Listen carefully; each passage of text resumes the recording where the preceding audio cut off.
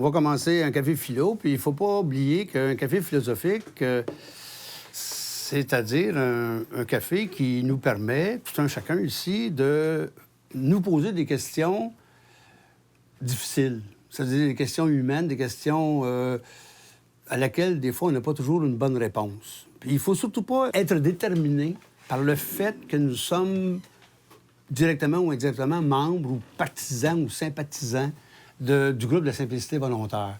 Autrement dit, les thèmes, les questions qu'on va se poser peuvent déborder les thèmes variés qu'on pourrait regrouper dans ce qu'on appelle communément la simplicité volontaire. Autrement dit, ne soyons pas restreints par nos engagements. On fait de la philosophie, on a toute la liberté de nous poser ensemble toutes les questions. Alors, normalement, un café philo, ça fonctionne un peu comme ça. Je vais faire un tour de table. Vous me posez des questions. Je vais les reformuler d'une manière interrogative pour qu'il y ait une sorte de oui ou de non, parce que bien souvent, un café philosophique, ça peut générer des débats. Alors, ne vous gênez pas. Si vous n'avez pas de questions à poser, vous dites « je passe ». Si vous avez une question à poser, bien, vous la posez et je l'inscris. Je note votre nom. Et la personne qui est l'auteur de la question choisie, parce qu'on va voter à la suite tout à l'heure pour la question, laquelle question nous allons discuter ce soir, la personne auteur de la question va avoir le privilège de l'expliquer d'abord au départ et d'avoir un droit de parole privilégié par rapport aux autres. Mais je prends vos noms dès que vous levez votre main et on va donc procéder le plus méthodiquement possible pour qu'il y ait de la rigueur, pour pas qu'il y ait trop de chaos. Et surtout, tentons, autant que possible, de faire en sorte que notre propos ait une portée la plus universelle possible. Alors, je vais donc commencer dans le sens d'un aiguille d'une montre.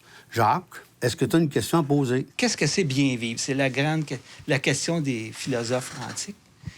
Et j'aurais peut-être proposé comme suggestion qu'on réfléchisse un peu sur cette idée-là du bonheur chez les philosophes antiques, mais c'est peut-être vague un peu, il faudrait la préciser.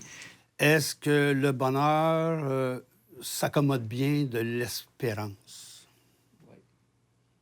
Ou non? Oui ou non? D'accord? Je passe. Vous passez? Je passe, mais ça m'intéresse. Moi, je suis venue ce soir pour entendre des gens réfléchir parce que je suis dans une période où, face à ce qui se passe dans notre société québécoise, je suis très interpellée, puis très indignée, puis comment ne pas être impuissante par rapport aux actions qu'on peut poser. Mais je ne sais pas si c'est philosophique ou pas. On peut formuler ça d'une manière intéressante. Autrement dit, si j'ai bien compris, vous êtes ici pour jouir de nos interrogations, de nos questionnements. Est-ce que c'est ça? Oui. Il y a des gens qui réfléchissent, qui se posent des questions ou qui... Puis j'avais le goût d'être nourrie un peu par les échanges que vous pouvez avoir. Est-ce que, dans le fond, vous venez ici et vous vous dites, est-ce que la philosophie va m'être utile? Ah, peut-être, donc, regardons ça. C'est une question, ça. Voilà. J'ai le goût de rentrer dans le monde aussi des animaux. Est-ce que les animaux ont des droits? Ils font partie de notre monde. Notre monde, c'est pas juste les humains. Alors, ce serait... En tout cas, je trouverais intéressant de discuter là-dessus. Et les animaux qu'on mange aussi, là, oui, nos animaux de compagnie. C'est très vaste parce qu'il y a beaucoup d'espèces. Oui, il y a beaucoup d'espèces.